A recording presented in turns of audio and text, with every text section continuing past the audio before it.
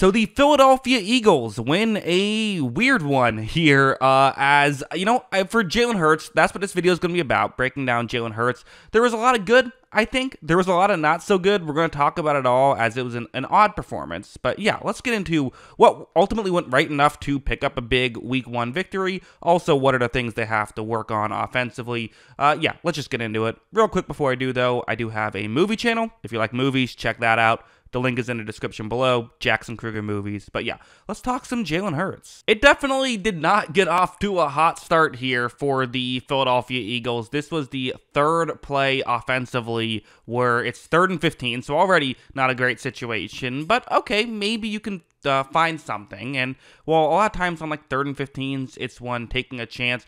You know, maybe that was when you do it. Although, when you're only at your own 5-yard line, I think now you do have to maybe be a bit more cautious than you otherwise would be. But anyway, let's talk about the play. So, it's a cover 2 zone play, and you see the route on the screen.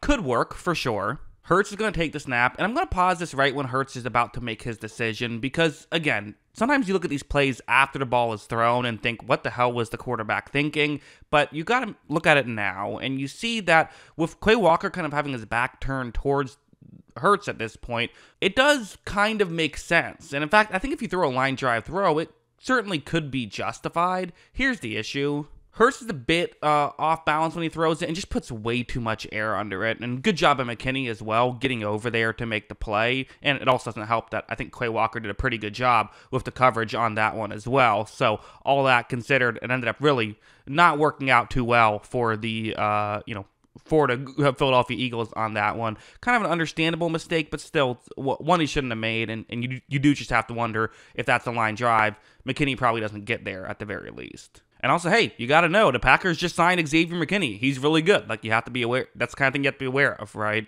It reminds me a little bit of, not to compare McKinney to Ed Reed, but Tom Brady would famously write on his armband, fine 22 on every play. He has to know where Ed Reed is because he changes the rules. He's not just a player. So, you know, gotta be aware of all this stuff if you're the quarterback. Then the next drive would have happened. This is a 3rd and 6. This isn't Hurts' fault, but still not a great play. So what's going to happen is you see that the ball is snapped right here. And I wanted to pause it before the ball even gets to Hurts because I just want you to look at the other offensive linemen. You see that they are not really moving either. The right guard kind of is a little bit, probably just because he noticed the ball is snapped. Clearly, though, the way I see it is I think this ball was snapped early. Because of that, it just bounces off of Hurts. And the issue is, because the ball was snapped early, the rest of the offensive line wasn't ready to block, so there were already Packers in the backfield on top of it. Not a good situation by the Eagles. Fortunately for them, they came out of things only down 6 points after this due to some good red zone defense. And then they were able to take the lead on this play. So, got a nice drive going after they held the Packers to a field goal. It's going to be man coverage, and this is part of what they brought Saquon Barkley in to do, you have to think. As his route's going more towards the sideline, towards the bottom of the screen, you're going to have, for Green Bay, a linebacker who's going to have a lot of ground to try and cover, and it's just going to be a foot race. Like, watch how when this begins, I mean, you see that Saquon Barkley's just, quite frankly, winning this foot race. So once again, you do have Xavier McKinney trying to see if he can get over and make something happen. Doing a pretty good job, I would say, because if he doesn't get over there, this is just an easy touchdown. Instead, it's a difficult touchdown, but you'll certainly take it if you're the Eagles. Really good catch by Saquon Barkley. Great play by Saquon Barkley. Hey, the whole running backs matter question. They don't just have to matter by running the ball. They can do stuff like this, and really good throw from Hurts. Definitely makes up for the interception earlier, I would say. This play was a really good one. It's a 3rd down and 8 situation. You see the route on the screen. It's A.J. Brown's route. So on 3rd and 8, A.J. Brown is typically the guy they're going to look towards unless he's double-teamed. He is not double-teamed on this one. In fact, nobody is. This is a all-out blitz by the Green Bay Packers, or at least they're selling an all-out blitz. They're going to have a couple players drop back over the middle to hopefully take away a quick slant or something like that. But that's not where Hurts is looking right here. Instead, Hurts takes the snap. Brown does appear to be open, but again, due to the pressure and kind of the way it was set up, Hurts is about to get crushed. But we saw Hurts, I thought, with the exception of that interception I showed you earlier, where he, maybe had to throw a bit awkwardly and ended up throwing an interception, did a really good job on some of these plays of throwing while getting hit. Watch him get clobbered, but gets the ball over to A.J. Brown, who makes a man miss and picks up a ton of yards after the catch. I mean, really good stuff there by A.J. Brown. But also, good stuff by Hurts, right? Got the ball over there, did his job. I think good job by both of these guys, and this would set up a future play. It's this one where it's a 4th down and 3 now. This is later on in the drive. You have Devonta Smith's route against man coverage. You see the route on your screen. A lot of times these routes are better against zone, trying to get into a gap in coverage. However, when it begins, Smith runs this so well, you see that he is a little bit open right here. But here's the issue. A Green Bay linebacker is reading this play and trying to get over. So for Hurts, he's going to have to get this ball there in a hurry. But if you look over at him, he's already in the throwing motion. So he agrees. He's doing what he can. Gets the ball over there in a hurry. And Smith, really good job to hang on to that football. That was not easy. They weren't able to get a touchdown after this, but they did at least get the field goal. So this helped preserve the 3 points that you think they probably would have gotten had they kicked the field goal now. But they killed the rest of the clock, so the Packers didn't get another drive. So as a whole, again, really good play by Jalen Hurts on this one, I think.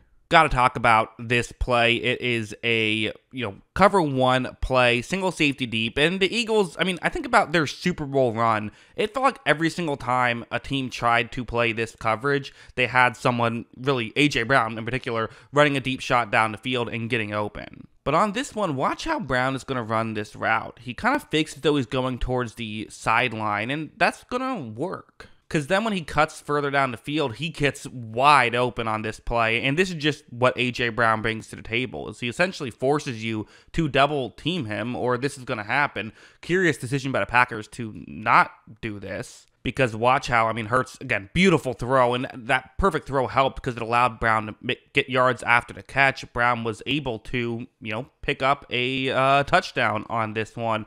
And if it wasn't a perfect throw, okay, it probably still would have been a completion, but then you're getting the ball at the 40 instead of getting a long touchdown on that. So again, good stuff by all of the Philadelphia Eagles. Maybe not the best stuff by the Packers on this one. Heading into this sequence, honestly, I thought that we were going to kind of have the takeaway of okay, Hurts struggled in the beginning, but then really found his groove and everything kind of went well. They score a touchdown on this drive and, are able to just kind of ice the game that way. And then Hurts said, you know what, let's make things interesting for the Brazilians here in the crowd. Let's mix things up a little bit with really an awful sequence, quite frankly. So first, it's a fake screen play. We're going to fake as though it's a screen and then hopefully hit one of the receivers running deep towards the end zone. Hurts takes the snap. He fakes the screen, looks further down the field, and nothing's open. So, okay, no worries. Let's see if something else is open.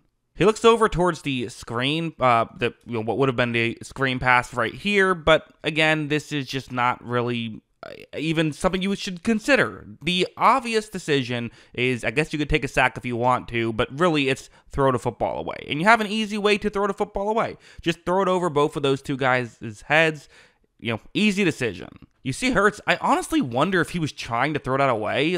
That's the only thing I can think of, because why would you make that throw otherwise? Part of me wonders if the pressure, disrupted it, or maybe his brain just short-circuited, or maybe he just was trying to actually make that throw, which would be easily the worst option, because that's just a horrible decision by Hurts.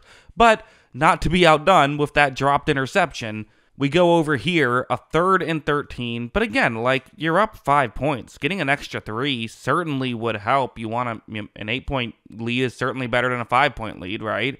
Hurts is going to take the snap right here. He's going to scramble outside the pocket, and the only thing I can think of is, we don't see the whole play, unfortunately. This is the best I can do, but you look at right there, there does appear to be a Philadelphia player in between 2 Green Bay players. I'm just assuming Jair Alexander right there, I'm just assuming Hurts didn't see him. That's just what it has to be, because Alexander didn't start this play. He started this play further towards the bottom of the screen, and it's just reading that there's a guy open and getting in that direction, partially because Hurts pointed at him. That makes it a little easier. But also, if Hurts throwing this much across his body, there's a reason why coaches always say don't throw across your body. It's just so much more difficult. It's a bad angle, and it's so much more difficult to get the arm strength in that area. This one gets intercepted in the end zone. Really a bad couple of plays by Jalen Hurts, certainly. So yeah, that's just not good. That's just a bad sequence there by Hurts, no doubt about it. This play was a weird one as well. Again, I don't know what happened all of a sudden in the fourth quarter to Jalen Hurts, but watch what happens. Hurts is going to take the snap. He looks towards the bottom of the screen. You see right here. I mean, again, I get what Hurts is looking at here. For one thing, he's under pressure. Probably doesn't have a great view at this, but you have a one-on-one matchup. Jair Alexander isn't looking towards the ball, so if you throw it up, maybe it's a 50-50 ball. Your receiver can make the play. The defender can't, and also your receiver is A.J. Brown.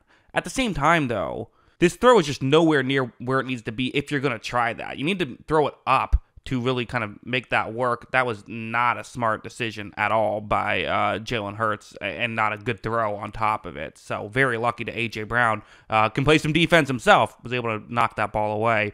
Otherwise, that would have been a costly turnover, potentially a game-losing turnover on that one. Although, got to give credit where credit's due. Some really good stuff on that final drive, including this play, which was definitely one of those like, oh yeah, Jalen Hurts is really big and strong. We kind of forget that because he's a quarterback. But, I mean, this was huge to get them the first down and keep staying bounds. I don't know if you love him taking those hits if you're an Eagles fan, but you love him getting up from those hits, certainly. And that's, part of what he can do. So, again, it was a weird game. It just was. It was not Hurts' best game. I think he'll be the first to tell you that. But there was some nice things in there, and the Eagles' offense as a whole did enough to ultimately get the victory. For what it's worth, I do think Hurts was the better quarterback in this game. So, yeah, a lot of good stuff. Like I said, wasn't perfect, but those are kind of my thoughts on this one. What do you think? Let me know in the comments below. Always love hearing from y'all. And, of course, as always, thanks for watching.